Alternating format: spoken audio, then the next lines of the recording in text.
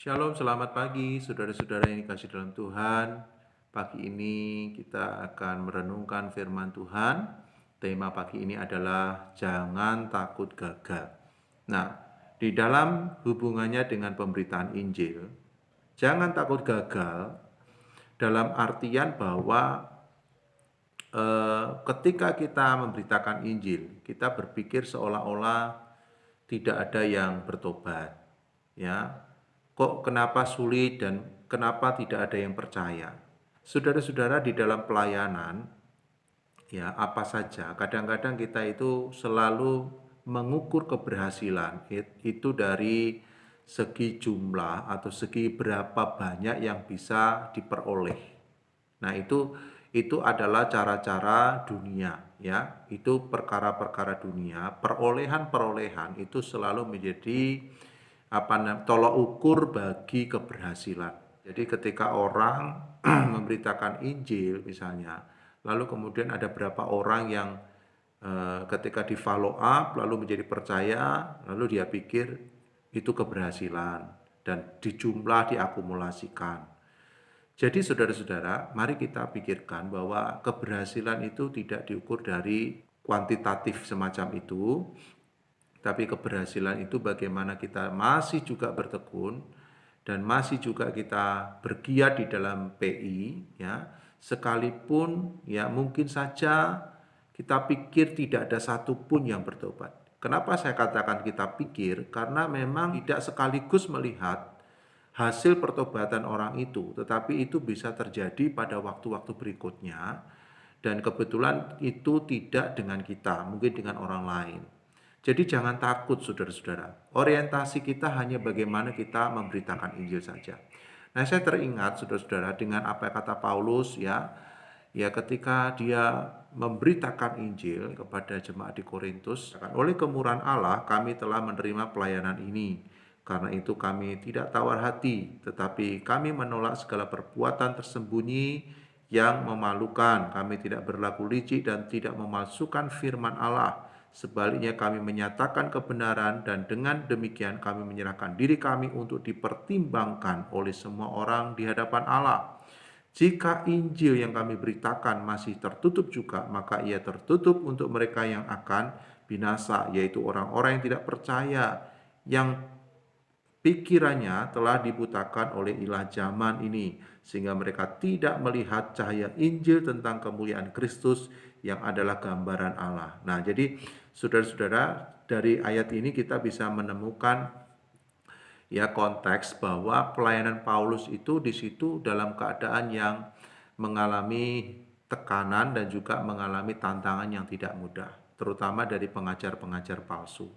Saudara, maka setiap apa yang disampaikan oleh Paulus dalam pemberitaan Injil selalu diuji kebenarannya. Di satu sisi kemudian ada begitu gencar ya pemberita palsu, rasul-rasul palsu itu yang menyampaikan ketidakbenaran, menyimpang dari kebenaran. Nah, Paulus sekaligus dia menyampaikan itu dan seolah-olah apa yang dikatakan Paulus itu justru sebaliknya dianggap tidak benar. Nah, tetapi saudara kita lihat, Paulus tidak berhenti, ya, terus berjuang. Situasinya demikian, ya. Maka Paulus menekankan, jika Injil yang kami beritakan masih tertutup juga, maka ia tertutup untuk mereka yang akan binasa, yaitu orang-orang yang tidak percaya, yang pikirannya telah dibutakan oleh ilah zaman ini. Saudara, tantangan terbesar dalam pemberitaan Injil adalah ilah zaman. Ilah zaman itu sekarang bukan dalam bentuk patung-patung dan atau tempat sesembahan tertentu, tetapi ilah zaman itu adalah hal yang menguasai hidup kita, yang mendominasi dan mengambil alih posisi Tuhan di dalam hidup kita. Nah, ini adalah ilah zaman. Apakah itu? Bisa jadi misalnya materi atau uang, bisa juga adalah kedudukan. Saudara, orang rela karena kedudukan meninggalkan Tuhan. Orang rela meninggalkan Tuhan karena uang dan sebagainya. Ilah-ilah zaman semacam ini sangat mengkhawatirkan. Dan ketika kita memberitakan Injil, sementara kita menyampaikan kebenaran, realita tentang kebutuhan manusia yang utama bukan hal-hal yang fana, tetapi yang bersifat kekal, itu menjadi tantangan tersendiri. Tidak banyak orang akan merespon berita Injil. Nah, saya perlu sampaikan, ingat baik-baik, jangan mudah kecewa. Jangan takut gagal di dalam memberitakan Injil. Saudara, lakukan saja, kerjakan saja. Bagian yang lain itu bagiannya Tuhan. Dalam arti, kita memang tidak tahu siapa yang dipilihnya. Saudara-saudaraku, sehingga orientasi kita hanya bagaimana kita memberitakan Injil kebenaran itu aja. Ya, terus menerus kita follow up. Selagi masih ada waktu, kerjakan saja. Maka yang lain itu bagiannya Tuhan. Nah, itu sebabnya Paulus juga berkata begini, ayat 7. Tetapi harta ini kami punyai dalam bejana tanah liat, supaya nyata bahwa kekuatannya melimpah-limpah itu berasal dari Allah, bukan dari diri kami. Saudara, harta ini kami punyai dalam bejana tanah liat. Jadi bukan emas. Artinya bahwa tidak ada daya kekuatan Paulus. Tidak ada yang bisa dibanggakan. Bahwa bejana itu bukan bejana dari emas, tetapi bejana tanah liat. Agar supaya Paulus boleh mengingat bahwa kalau dia bisa melayani, kalau dia bisa memberitakan Injil, semata-mata karena anugerah Allah. Lalu berikutnya, kami dianiaya namun tidak ditinggalkan sendirian. Kami dihempaskan namun tidak binasa. Kami senantiasa membawa kematian Yesus di dalam tubuh kami, supaya kehidupan Yesus juga menjadi nyata di dalam tubuh kami. Saudara, jadi jangan takut gagal di dalam memberitakan Injil. Yang paling penting adalah menjadi hamba yang setia. Menjadi hamba yang sungguh-sungguh mengerjakan amanat agung Tuhan. Lakukan dengan setia. Upahmu besar di surga. Saudara-saudara, nanti kita akan ketemu di sana. Dan kita kedapatan sebagai hamba yang baik dan setia. Dan kita akan dikatakan, masuklah di dalam kebahagiaan Tuhanmu. Karena kita sudah menjadi hamba yang mengerjakan amanat agung Tuhan.